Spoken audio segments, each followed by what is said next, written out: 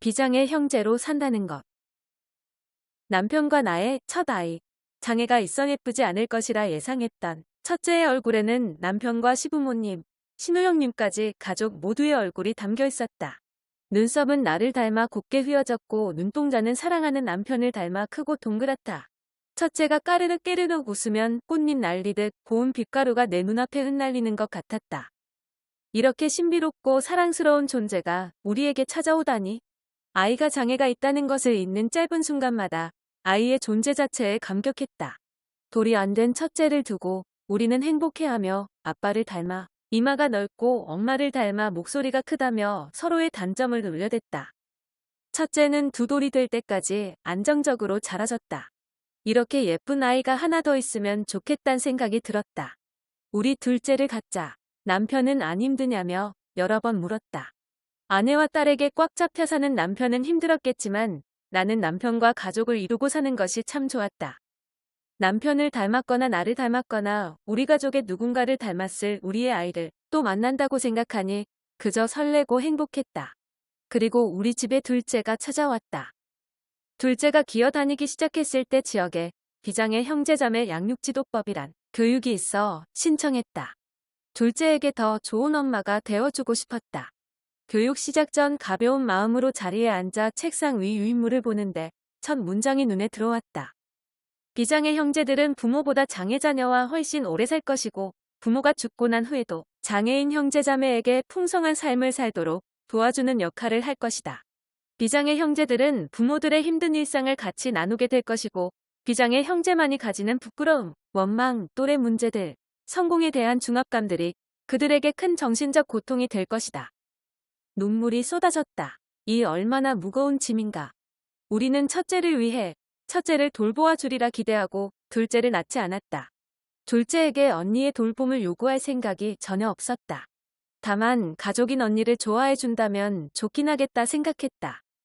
그러나 부모인 우리가 죽은 뒤엔 둘째가 첫째와 함께 세상에 남겨진다는 것을 그 자체가 둘째에게 두려움과 고통이 되리라는 것까지는 헤아리지는 못했다.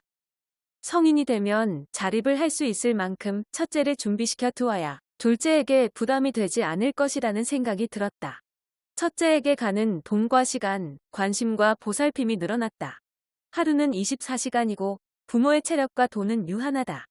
둘째에게 가는 손길이 계속해서 줄어들었다. 둘째가 한마디씩 말을 시작하고 쑥쑥 자라날 때 첫째의 본격적인 퇴행이 시작되었다. 고민 끝에 나는 퇴사했다. 첫째의 치료를 늘려서 내가 첫째를 업고 치료실을 다닐 때 둘째는 가정 어린이집에 아침 일찍 가서 저녁 늦게 돌아와야 했다. 첫째에게 수면장애가 생겼다. 두 아이를 눕혀두고 나는 옆에 붙어 첫째를 꼭 잡고 재우느라 둘째는 많은 날을 엄마 등을 바라보며 잠들어야 했다. 둘째가 말을 잘하는 나이가 되자 나도 손 잡아줘.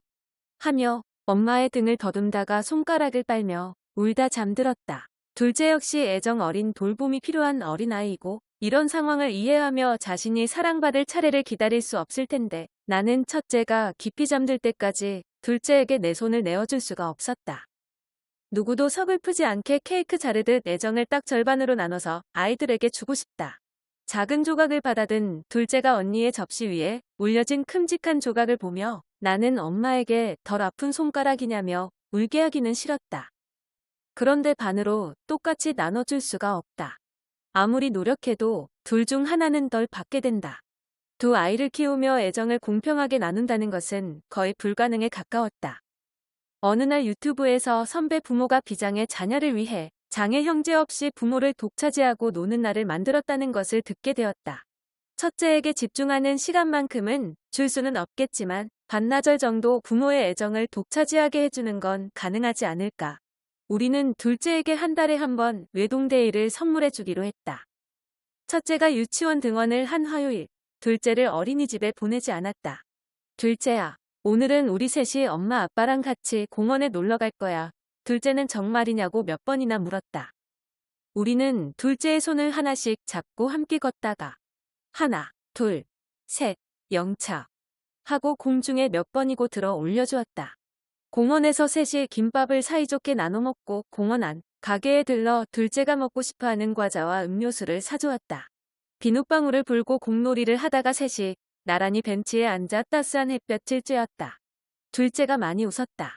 언니를 데리러 갈 시간이 되어 집에 돌아가는데 둘째가 웃으며 다음엔 언니도 같이 소풍 오자. 라고 한다. 둘째의 마음이 벌써 너그러워진 모양이다. 그래, 너의 마음이 채워졌다면 되었다. 오늘 우리의 사랑이 너에게 부족하게 느껴지지 않았다면 다행이다. 첫째와 둘째 모두 우리 집에 찾아온 반갑고 귀한 아이들이다. 때에 따라 어느 한 명에게 쏟는 관심과 시간의 양이 기울어질 수는 있겠지만 적게 받는 한 명이 외로워지지 않도록 우리는 노력하기로 했다.